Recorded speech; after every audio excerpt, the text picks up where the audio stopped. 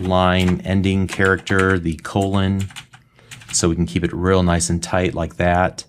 But at any rate, you can see how they're used together then in these situations. Okay, so that's really all that I wanted to demonstrate here. We talked about the value of enumerations to limit and constrain the kind of data or the amount of data that can be assigned to a given property. We looked at a couple of examples of that. Then we looked at how we were able to utilize the select case as opposed to the if statement in those situations where we just want to evaluate one particular value against a number of potential cases, as we saw here, and then take some action, some simple action based on that. It's a little less verbose than the if statement, if, else, and so on. And we looked at some complex if statements and a few other things like try parse, which allows us to attempt to, in this particular case, take a string that the user typed in and find a match for it in our enumerations. If it returns true that we did find a match, then we'll execute this code. But if it didn't find a match, it'll just skip over the entire, all the logic that we wrote inside of that code block. Okay, so doing great. Let's continue. See you in the next video. Thanks.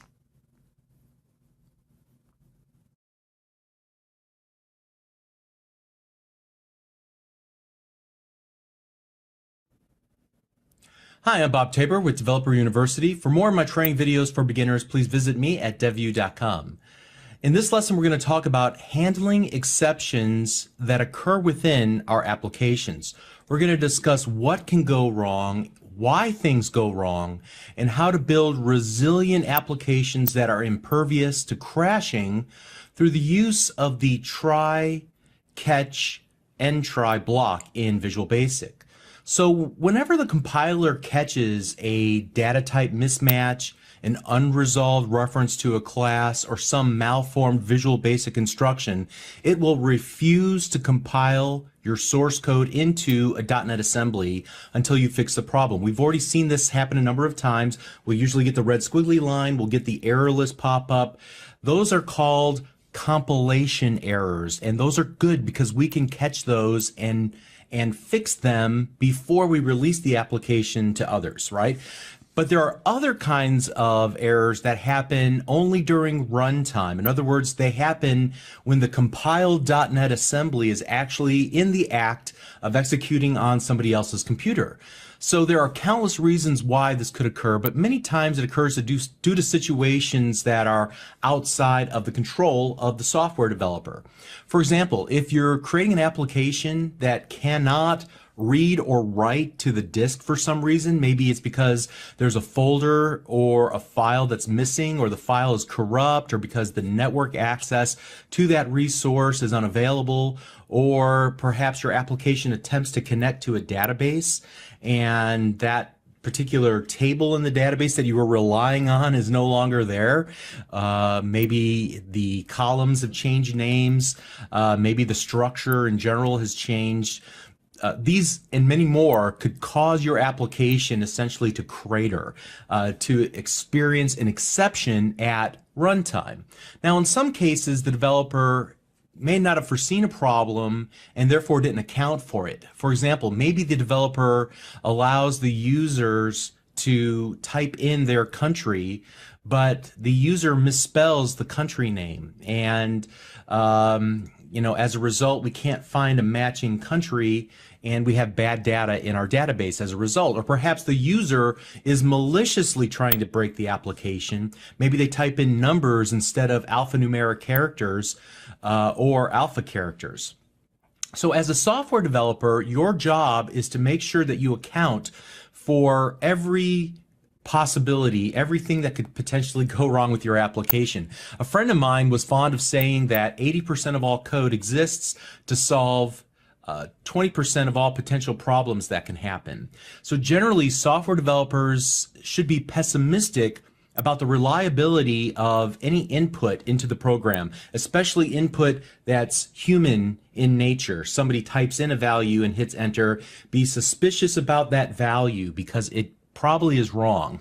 It's probably not what you need. It's not what you need to accept, and you need to be, test it to make sure, is this really valid information that I can use in my application? So if you rely on a file or a network resource, treat it with great suspicion because it may not be there. If you rely on a user to type data into the application, treat that as absolutely evil.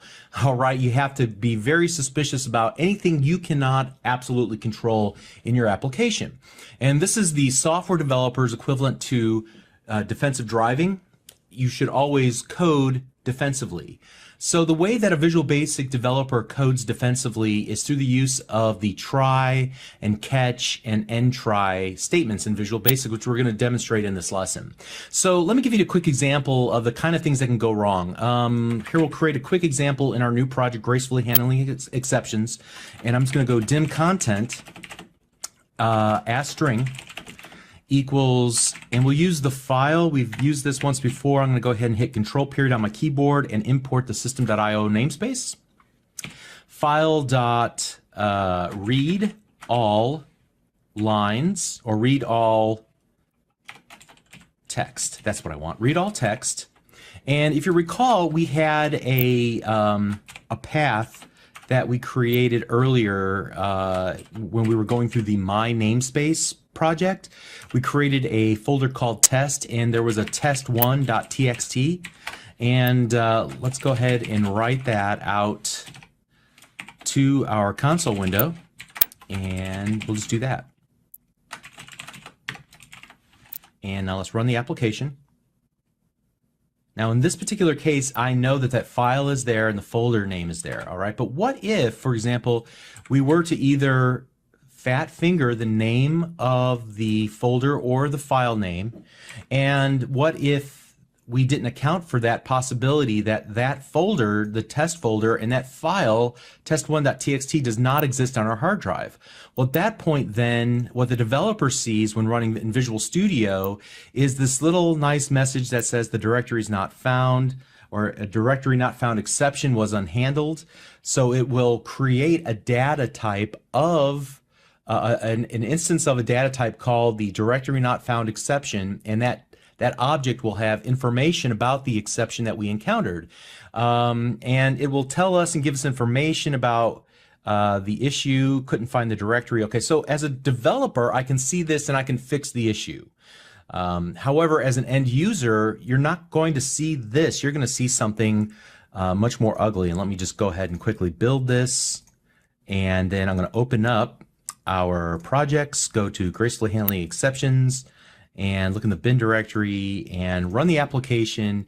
And this is what a user would see. They're going to get this ugly error message that says Gracefully Handling Exceptions has stopped working. A problem has caused the program to stop working correctly. Windows will close it and notify you if a solution is available.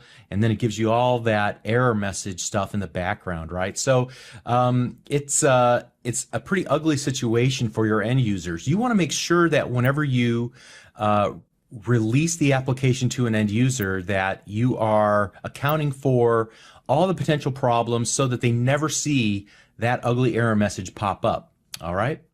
What we can do to kind of mitigate this is to take into account in our application anything that we don't have absolutely complete control over. Now we have control over writing lines to screens and reading lines. Okay, that's not the issue. What the issue here is attempting to access a resource that we as programmers do not have access to, or may not have complete access or control over. So in those cases, what we may want to do is to wrap a try around our code that could potentially be an issue. Now I deleted a little bit here, but I'm going to go ahead and put it back in and just leave it the way that it is. And I'm also going to just take this dim content as string, and I'm going to move it outside of the try catch. Put it right here, and then just do content equals, all right. And now I'm going to run the application again, and this time, well, we don't get any error messages at all, but we don't get any results either because we know that there was an issue. All right, so we can improve this by giving a little bit of feedback, and that's what the catch is for. What we can do at a minimum is just go console.writeline. There was a problem, and this is the bare minimum. We'll run the application. At the very least, we'll get the message this was a problem. So we tried to execute this code in this code block, but we encountered an exception, and as a result of that, I executed this code block, okay? And then we could continue on, and at least the application didn't die. I think we can improve this a little bit more, though, by telling the end user what the problem actually was. So let's go ahead and then use this error object, or this exception object, that has been returned back to us. So like I said before, whenever an exception happens, the .NET Runtime will create an instance of an exception object. An exception is kind of the grandfather of all exception related issues. We'll look at some others in just a moment. And so unless we specify a more specific exception, it will always roll up to this exception object. We can take a look at the properties of the exception object, things like the inner exception, the source, the message. And so let me just use the message and display that then to the end user. Now, in a real application, I might choose to log that exception into a log file so that we can diagnose the problem. Maybe I'll even take that message and send it, if I can, to a database where I, as a developer, can look at all the exceptions that have been thrown by the various users across all the users of my application, and be able to proactively find bugs and fix them. All right. But in this case, all we're going to do is just report the message of the exception to the end user whenever we encounter it. All right. So at least we're giving some feedback here. Could not find a part of the path. And so if a very savvy user looked at this and said, oh, I wonder if that exists on my file system, and they go and look for tests, and they're like, oh, there's no tests directory. Maybe I need to change the name of my directory, or maybe I need to report this error. Okay. I think we can even improve this a little bit more. And if we were to take a look at this read all text method, and I hover my mouse cursor over it, notice that it gives me a list of potential exceptions in below this, all right? So there's an argument exception, there's argument null exception, path too long exception, directory not found exception, IO exception. And if we wanted to learn more about these, we could just do actually copy this and then go and open up our browser, and in MSDN I might go site microsoft.com and then just paste in file.readAllText. That should bring me to the MSDN article for that particular method. And let's see. Yeah, here we go. Let's click on this version of it. There were two versions of that method, an overloaded version. And this will show me how the method is declared. But the most important part of this are the arguments, the list of potential exceptions, rather, that can be thrown from this and why they would be thrown. So, for example, file not found exception. The reason why this happens is the file specified in the path was not found. Maybe the file is in an invalid format. Maybe the user doesn't have the required permission. Maybe there was some sort of issue when attempting to open the file. Maybe the disk is corrupted. Maybe the directory was not found, or it was inaccessible. Or maybe we just didn't pass in the right argument. So there's a lot of possible exceptions here. And as I'm looking through and understanding how to call this method, I can then account for some of these possibilities. So instead of catching just an exception, what I can do is this, catch ex as, and then here I'll go directory not found exception. And then we'll go console.writeline, and I can give a very specific message here. There was, let's say, we could not locate the C:/tests directory. Please ensure that it exists. All right, so now we're giving very specific feedback to the end user by checking for the most specific exceptions first and then the most generic or general exceptions last. Let's go one step further from this. If we found the directory but we didn't find the file, so here we go, catch ex as file not found exception, console.writeLine could not find, locate the file test1.txt in the directory c:/tests.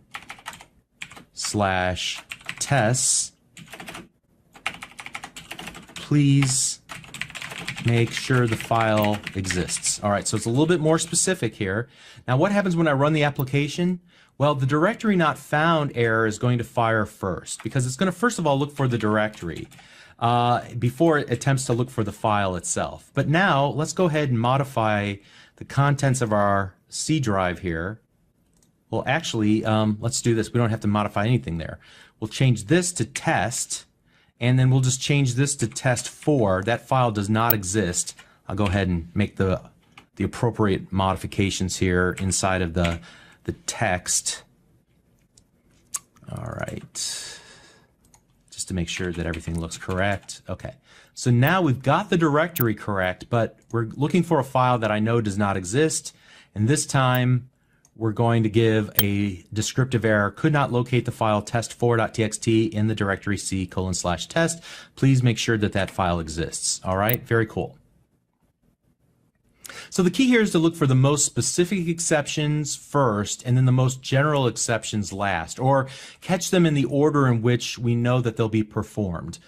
We begin by catching the most specific, which was the fact that we couldn't even find the directory, and then we move on and say, okay, well, next up, can we find the file itself? No.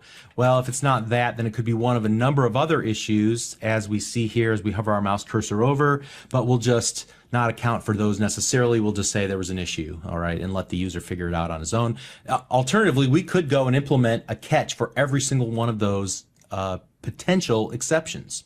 Now, the last thing that I can do here is, it's not really necessary in this case, but I'm going to add a finally statement. And so here you want to add any code that should execute no matter what. So, for example, maybe you need to close database connections so that you're not, you don't have a lock on a database file, or close file connections for the same reason, because you don't want to keep a lock on a file so that another application can't access it. Maybe you want to clean up any work that you've done previously and just make sure that it's adequately destroyed. Maybe you want to set your values and maybe set content equals something like no data found, maybe something like that. Let's see what that will do. All right, so there we go. Not only do we print the error message, but then finally we'll always execute no matter what. Of course, that might be a problem if we actually did find the data. So that might not be the best one. Maybe it's something like, maybe to do an if statement. So console.write if content.length equals 0, then no data found, otherwise just print out the content. I'm just doing this off the top of my head. Hopefully it'll work. So let's try that. All right, so that case it works. Let's see if we move this to test 3. All right, it didn't print it in that case. Oh, it did. It actually printed it a second time. So maybe we just need to put nothing in that particular case. All right, that would probably be the better course of action. So there you go. We just get it printed one time instead of twice. All right, very good. So as we look at the entire structure of this try, catch, finally, end try block, on the surface, it might seem to make sense to you to just wrap your entire application in a try catch. And frankly, that's a little bit on the lazy side. Some developers have done that in the past, but they often will be ostracized by their end users because you wind up doing something very cryptic like we did here, where we just create a general exception because we're not taking the time to understand all the specific exceptions that can pop up. And we just say, there was a problem here, you figure it out. All right. That's not advocating for the end user. And typically, whenever you do something like this, you're going to be printing out messages that the .NET framework will generate. They're intended to be understood by developers, not end users. And so you'll see some error message that no normal human would be expected to understand, except for the guy who actually wrote the application. So the reasons that developers do that and sometimes take that approach where they just wrap an entire method in a try-catch is because, they leave the exception handling to the very end of the software development process. And that leads to this catch-all situation where you're just like, oh, we're pretty much done with the app. I just need to wrap everything in a try-catch. And this is a lazy approach to just slapping some code up at the problem and hoping that it takes care of it. But in the meantime, when users run into issues, it's maddening for them and very frustrating. And I'm sure you've been there and you've seen those maddening error messages before and you have no idea what to do next. You want to try to avoid that as a software developer. Take pride in your code. Take the time to understand the kinds of exceptions that can happen. Ask yourself when you type in code, what am I relying on here? And what are the potential problems that could pop up, and account for them the way that I've done here in these. But then also, be reasonable. You don't have to implement every single exception. The ones that are probably the most likely to happen are the ones you want to catch. All right. So you should strive to put the same amount of attention into protecting your user from having to guess what to do next or how to fix a problem. If you, the developer, can fix the problem, then and the end user doesn't even have to know about it, then awesome. That's what you should do. But if you can't, well, then at least identify the exact problem like we've done here in these lines of code, and then tell the user what they could do to try to diagnose the problem on their own, and at least you'll help them from not feeling stupid. The worst thing you can do is make a user feel like they've done something wrong or that they feel dumb whenever they're using your application. That's what makes your application polished, and it's what users expect. A reliable experience, no surprises, tell them what they need to know in order to self-diagnose and fix problems. All right, so to recap in this lesson, we talked about defensive coding through the use of the try, catch, and finally an end try statements, and the plan for how to plan for the inevitable problems that will pop up during the execution of your application. We talked about handling the special cases first and then moving on to any general cases last. And we talked about the mindset of the conscientious developer who seeks to advocate and protect the end user from maybe losing data or even having to make tough choices or feeling dumb and not knowing what you're supposed to do next with your application. So using that catch-all strategy and just trying to wrapping it around everything, like just only using this catch EX as an exception and nothing else. That's not an ideal. It's not a perfect solution, and you should strive to examine every part of your application that relies on some exterior resource that is not directly in your control as a developer. And then apply the try-catch, finally, judiciously in those parts of your application. So you see here that I'm not wrapping it around the write line and the read line because I'm not expecting those parts of my application to fail, all right? Only those parts that rely on something that I cannot control. All right, awesome. We're making great progress. And if you're still hanging in there with me, you're doing great. I'm so proud of you. We're almost to the end. Don't give up now. We're almost there. So see you in the next lesson. Thanks.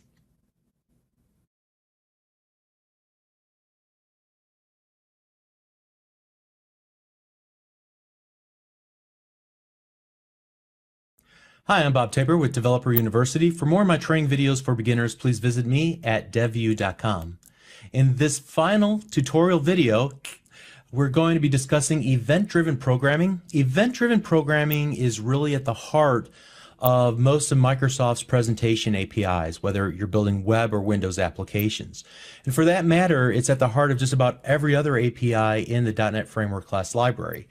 Events allow you, the developer, to plug in and respond by handling key moments or key events in the life cycle of an application's execution. So up to this point in our simple Windows console applications, there's really been only one event that occurs, the application startup event, which in turn triggers the sub main inside of our module 1, where we wrote the majority of our code in this course. However, in a modern user interface, whether it be a native Windows application or a web-based application, users can interact with various elements on a screen, whether it be buttons or text boxes. They can move their mouse cursor around and hover over elements. They can press keys on the keyboard. They can type text into text fields. They can drag and drop various elements around the user interface, and so on. And so a software developer will write code that responds to those interactions that they want to enable. So a given component, let's say a button, it might define an event. Let's say it's the click event for a given button, but it may have other events too, like hover over or drag over. But let's say we're only going to consider the click button event. The developer says, I want to write code that performs this business logic whenever somebody clicks on that button.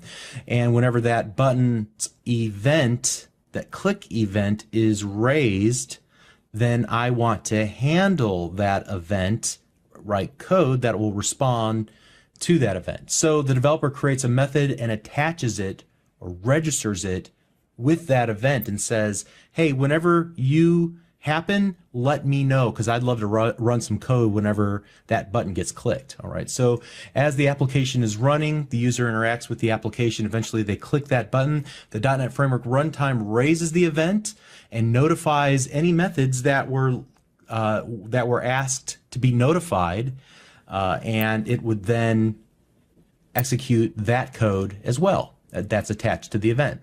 And I'm going to show you how events are used in a very, very simple Windows application near the end of this lesson. But first I want to start with the absolute basics, and I'm going to create a timer example. And the great thing about a timer is that it has an elapsed event. So you give it how many milliseconds you want to run before it says, I finished elapsing, I finished elapsing, I finished elapsing. All right, so it'll keep doing that until you tell it to stop.